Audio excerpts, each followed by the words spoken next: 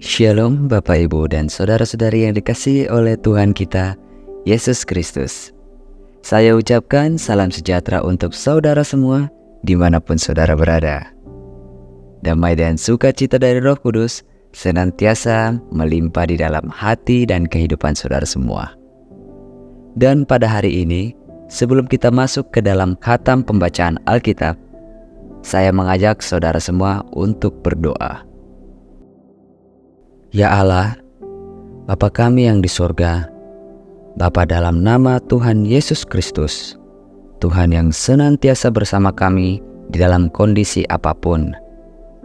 Terima kasih Tuhan, pada hari ini kami telah diberikan kekuatan dalam menjalani kehidupan ini. Dan sekarang kami ingin khatam dalam pembacaan Alkitab. Berkatilah dan urapilah kami, baik yang sudah pernah membaca ataupun yang belum pernah membaca dan khatam Alkitab, supaya firman-Mu bukan hanya sekedar kami baca dan khatamkan saja, namun bisa kami pahami serta bisa tertanam di dalam hati dan pikiran kami, sehingga kami bisa menjadi pelaku firman-Mu. Di dalam nama Tuhan dan Juru Selamat kami yang hidup, Yesus Kristus. Amin. Keluaran pasal 21 tentang hak budak Ibrani. Inilah peraturan-peraturan yang harus kau bawa ke depan mereka. Apabila engkau membeli seorang budak Ibrani, maka haruslah ia bekerja padamu 6 tahun lamanya. Tetapi pada tahun yang ke-7, ia diizinkan keluar sebagai orang merdeka, dengan tidak membayar tebusan apa-apa. Jika ia datang seorang diri saja, maka keluar pun ia seorang diri. Jika ia mempunyai istri, maka istrinya itu diizinkan keluar bersama-sama dengan dia. Jika tuannya memberikan kepadanya seorang istri, dan perempuan itu melahirkan anak-anak lelaki ataupun perempuan, maka perempuan itu dengan anak-anaknya tetap menjadi kepunyaan tuannya, dan budak laki-laki itu harus keluar seorang diri. Tetapi jika budak itu dengan sungguh-sungguh berkata, "Aku cinta kepada tuanku, kepada istriku, dan kepada anak-anakku, aku tidak mau keluar sebagai orang merdeka," maka haruslah tuannya itu membawanya menghadap Allah, lalu membawanya ke pintu atau ke tiang pintu, dan tuannya itu menusuk telinganya dengan penusuk. Dan budak itu bekerja pada tuannya untuk seumur hidup. Apabila ada seorang menjual anaknya yang perempuan sebagai budak, maka perempuan itu tidak boleh keluar seperti cara budak-budak lelaki keluar. Jika perempuan itu tidak disukai tuannya yang telah menyediakannya bagi dirinya sendiri, maka haruslah tuannya itu mengizinkan ia ditebus. Tuannya itu tidak berhak untuk menjualnya kepada bangsa asing, karena ia memungkiri janjinya kepada perempuan itu. Jika tuannya itu menyediakannya bagi anaknya laki-laki, maka haruslah tuannya itu memperlakukannya seperti anak-anak perempuan berhak diperlakukan. Jika tuannya itu mengambil perempuan lain, ia tidak boleh mengurangi makanan perempuan itu, pakaiannya, dan persetubuhan dengan dia. Jika tuannya itu tidak melakukan ketiga hal itu kepadanya, maka perempuan itu harus diizinkan keluar dengan tidak membayar uang tebusan apa-apa. Peraturan tentang jaminan nyawa sesama manusia. Siapa yang memukul seseorang sehingga mati, pastilah ia dihukum mati. Tetapi jika pembunuhan itu tidak disengaja, melainkan tangannya ditentukan Allah melakukan itu, maka aku akan menunjukkan bagimu suatu tempat kemana ia dapat lari. Tetapi apabila seorang berlaku angkara terhadap sesamanya, sehingga ia membunuhnya dengan tipu daya, maka engkau harus mengambil orang itu dari mezbahku, supaya ia dibunuh. Siapa yang memukul ayahnya atau ibunya, pastilah ia dihukum mati. Siapa yang menculik seorang manusia, baik ia telah menjualnya, baik orang itu masih terdapat padanya, ia pasti dihukum mati. Siapa yang mengutuki ayahnya atau ibunya, ia pasti dihukum mati. Apabila ada orang bertengkar, dan yang seorang memukul yang lain dengan batu atau dengan tinjunya, sehingga yang lain itu memang tidak mati, tetapi terpaksa berbaring di tempat tidur, maka orang yang memukul itu bebas dari hukuman. Jika yang lain itu dapat bangkit lagi dan dapat berjalan di luar dengan memakai tongkat, hanya ia harus membayar kerugian orang yang lain itu, karena terpaksa menganggur dan menanggung pengobatannya sampai sembuh.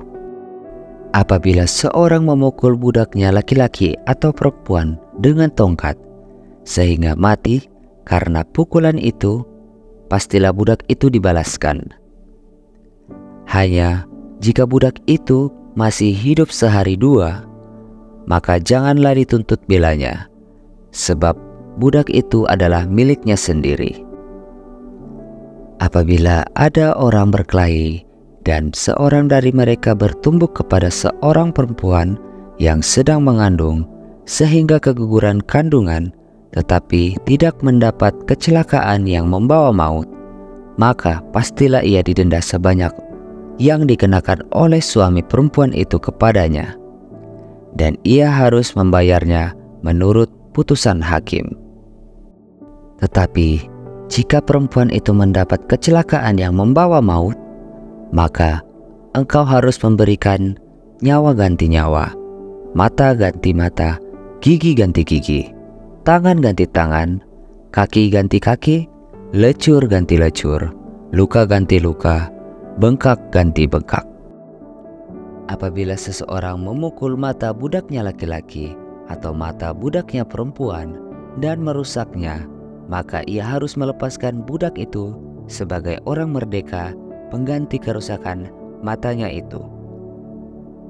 Dan jika ia menumbuk sampai tanggal gigi budaknya laki-laki atau gigi budaknya perempuan, maka ia harus melepaskan budak itu sebagai orang merdeka pengganti kehilangan giginya itu.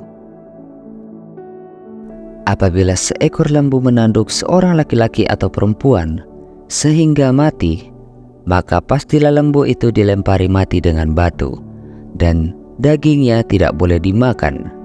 Tetapi pemilik lembu itu bebas dari hukuman. Tapi jika lembu itu sejak dahulu telah sering menanduk, dan pemiliknya telah diperingatkan, tetapi tidak mau menjaganya, kemudian lembu itu menanduk mati seorang laki-laki atau perempuan, maka lembu itu harus dilempari mati dengan batu, tetapi pemiliknya pun harus dihukum mati.